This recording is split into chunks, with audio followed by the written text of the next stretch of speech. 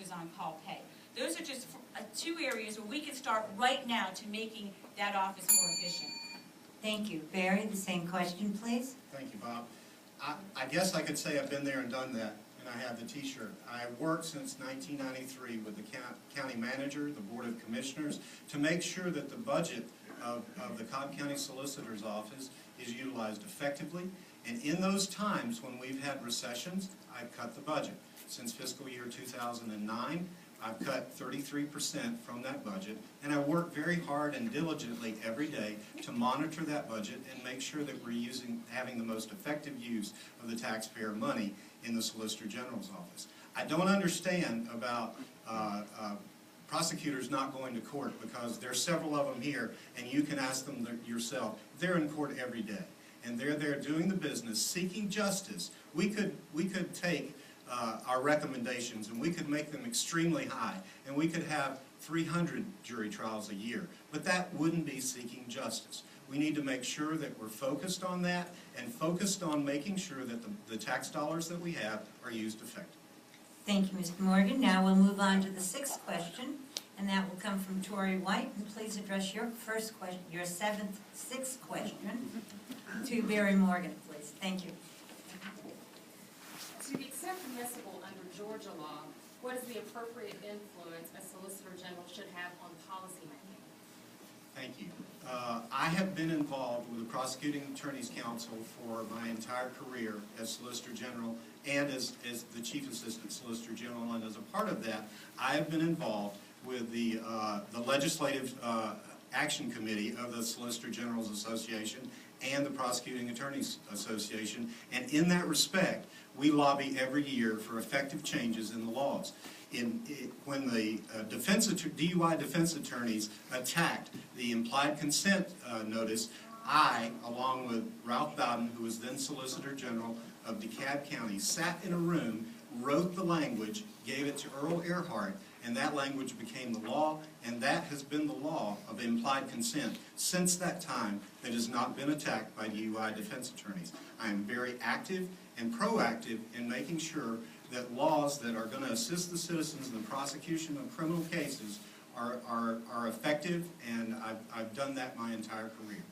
Thank you very much. Cindy. The Solicitor General can make a very important part in helping create and modify current legislation that we have today.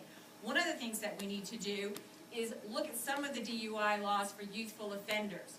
If you get a first-time cocaine charge, you can have your case dismissed. You get a .02 DUI, you're going to have a DUI on your criminal and driving history for the rest of your life.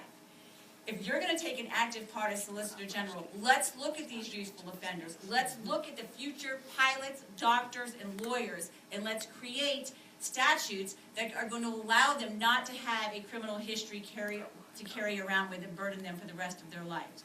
Yes, I believe the Solicitor General should team with legislatures to create laws that are going to be beneficial to the community, beneficial to the citizens, beneficial to the victims, and most importantly, make sure that we are effectively prosecuting cases.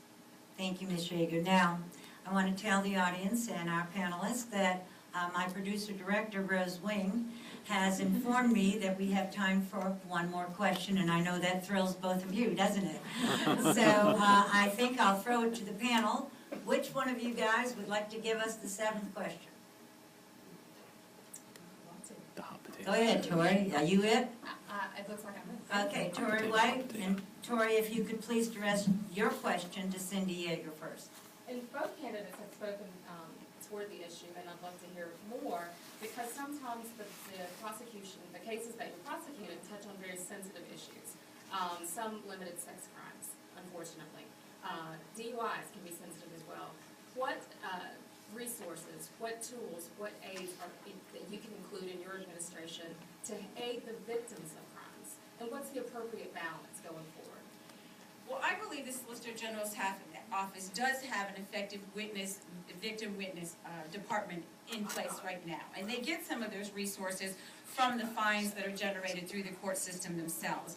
I think the best thing that you do, one, we need a Spanish-speaking victim witness person in the office, because there are so many Hispanic cases that are going through the courthouse right now, and Hispanic women are the victims of domestic violence. We need to make sure we're addressing their needs, and we need to make sure that we can provide resources for counseling for them who are Spanish speaking. So that's number one. Secondly, I think we need to have them better trained. I think we need to have them look at developing a resource center in the solicitor's office. So if you have a problem, if you need drug treatment, if you need domestic violence help, if you need alcohol treatment, if you need a GED, you can come to the office, and it will have a resource center which will provide you opportunities within the community that already exist, the same resources that I use in my private practice right now.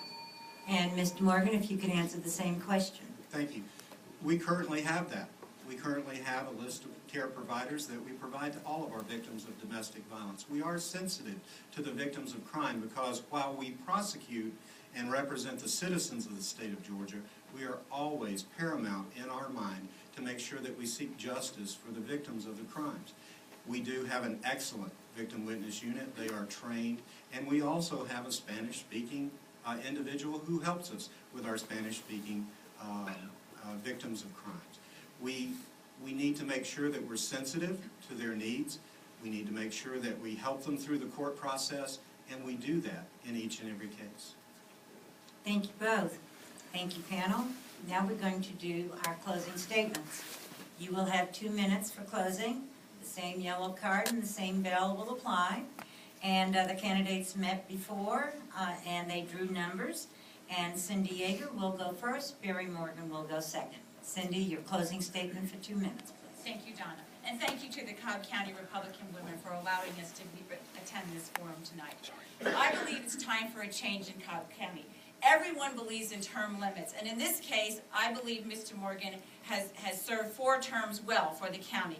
But it's time that we have a change. It's time that we have a lead prosecutor who not only goes to the office, but goes to the courtroom. I have prosecuted and defended cases before all 12 judges in the Cobb County State Court. I go to court every day. I am a trial attorney and I am a litigator. I will train my prosecutors to have the reputation that I have. I have tried over 140 jury trials with over a 95% success rate. That's both a prosecutor and a defense attorney. I believe we need to have more training. I've written a book, the Georgia DUI Reference, which I have given to law enforcement agencies, solicitor's office across the state of Georgia. I teach law enforcement officers, I teach prosecutors, I teach attorneys how to try DUI cases. And then we need to focus on the youthful and first-time offenders. We talked about that, but we need to increase the alternatives to prosecution for those the youthful offenders in our community. We need to make sure they get an education. We need to make getting GEDs and getting a high school education as a part of their sentence. Because if mom and dad isn't enough, let's have the judges and the prosecutors step in and make sure it will happen. We need to expand our domestic violence court program. Make sure it's effective. Make sure it's restoring the families in the community. We need to work harder to bring mental health courts to Cobb County. We need to see if we can get grants to help pay for those things. We need to go back and look at House Bill 1156, which created it, and find ways to implement it here in Cobb County. I've also been a leader in the community, having been past secretary, treasurer, president of the Cobb County Bar Association. I believe it's time to make a change. It's time to have more than 1 trial per prosecutor per year. I hope that you'll consider supporting me in my quest to be the next Cobb County Solicitor General. Thank you so much. Mr. Morgan. Thank you, Donna, and again, thank you to the Cobb County Republican Women for holding this forum tonight. I was so honored earlier this year when you recognized me with the 2014 Trumpet Award, and so I graciously thank you for that. You know, being the Solicitor General of an office like the Cobb County Solicitor General's office is not about trying cases. It simply isn't. It's much more complex than that. There are personnel issues, there are budgetary issues, there are daily issues that you have to deal with on a daily basis, and you have to have the experience, the temperament, and the wisdom to make sure that you are doing that effectively. I have that. It's difficult to talk about yourself, so I'll let others talk about me for you. I was just recently given the Prosecutor of the Year award by Mothers Against Drunk Driving. I think that if we weren't effectively prosecuting DUIs, that wouldn't be the case. I have had the opportunity to serve as president of the Georgia Association of Solicitors General in 2002, and I will receive that honor again in July of this year in 2014. I have the confidence of my peers, I have the confidence of the community, and we have done a terrific job. I am proud of the people who work in our office. They go to court, they work for you, they seek justice.